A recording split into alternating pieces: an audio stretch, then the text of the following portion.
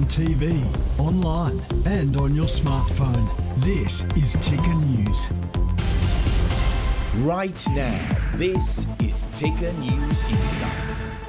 Hello, welcome back to Ticker News Insight. My name is Ahron Young. Today we're discussing the benefits of alternative protein industries.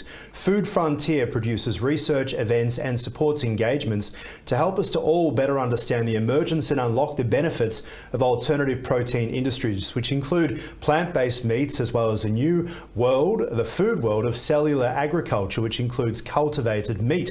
Now, Food Frontier is a not-for-profit independent think tank on these alternative proteins in both Australia and New Zealand. For more, we're joined in the studio by Dr Simon Eassom, Executive Director from Food Frontier. Great to see you. Great to have you here at Ticker. Thanks, Aaron. Thanks for having me. So why would you get involved with something like this? What's the reason why Food Frontier exists? Well, look, there's a number of reasons, and the manufacturers all have their own missions, but in general, we're looking to change food systems to enable us to provide sustainable sources of protein into the future, particularly as the world population grows towards 10 billion people by 2050, and our current systems of generating protein are not sustainable given the emissions that are generated by the agricultural sector. You're talking cows and you're talking methane at a time where the world is trying to confront the issue of climate change. Well, we're talking all sorts of things. It's typically people understand greenhouse gas emissions in terms of things like carbon dioxide, but animal agriculture contributes about 26% of total global greenhouse gas emissions, and of that, about 40% of those emissions come from methane production, and that's typically through ruminant animals such as cattle, pigs, etc., but also some of the off gases from food waste and so on that goes into the atmosphere. And methane is far more damaging in the short term than carbon dioxide. It's something we have to address to slow down rates of global warming. Is much being done to address this?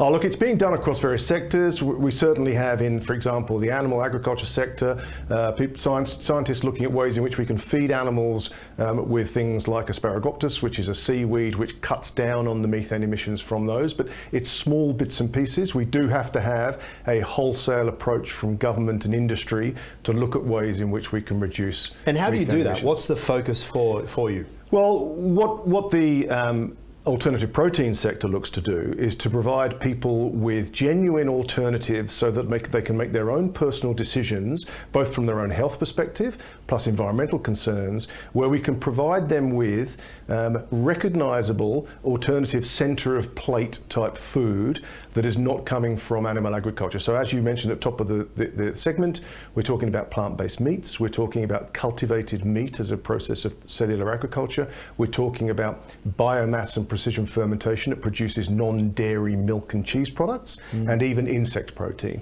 So providing alternatives to your center of plate protein that hasn't come from an animal. Insect protein. Talk to us about the growth that we've seen in plant-based meats over the past few years and the opportunity that you see. Well, it's a relatively new industry. We've probably seen significant growth in the last 4 or 5 years. Everybody's heard of the big international players, the Beyond Meats, the Impossible, they're providing We've all burgers. watched the Netflix documentaries. You've all seen the Netflix documentaries. But you're now seeing these products in Coles, in Woolworths, in our supermarkets. But there's a whole variety of products. The big things that the market is chasing at the moment is being able to provide people with equivalent foods that they recognise and understand, such as chunks of meat, whether it's chicken style or beef style or whatever, that they can put into casserole stews or whatever. So at the moment, we're very, very well advanced in what we call utility foods, burgers, sausages, meatballs, mince. The next step is to move into that sort of steak cutlet type area, and that's where cultivated meat comes in, because we're producing and generating things that look like a steak, but grown in bioreactors instead of coming from an animal. And it feels like this is the moment, isn't it, where you have the convergence of concerns about climate change, looking at different things, not just in terms of producing more windmills, but also reducing what we're currently doing. And when we talk about a population that continues to grow around the world, I would imagine the concerns of if all of these people are eating meat that comes from cows, etc., it becomes a climate crisis. Well, we know that meat consumption is going up. It's not going down. It's going up because the population is growing, but it's also going up because people in developed countries, as they get wealthier, seek to eat more meat. It's a status symbol. But let's put this in perspective. If the American diet is very heavily meat focused, virtually in every single meal of the day.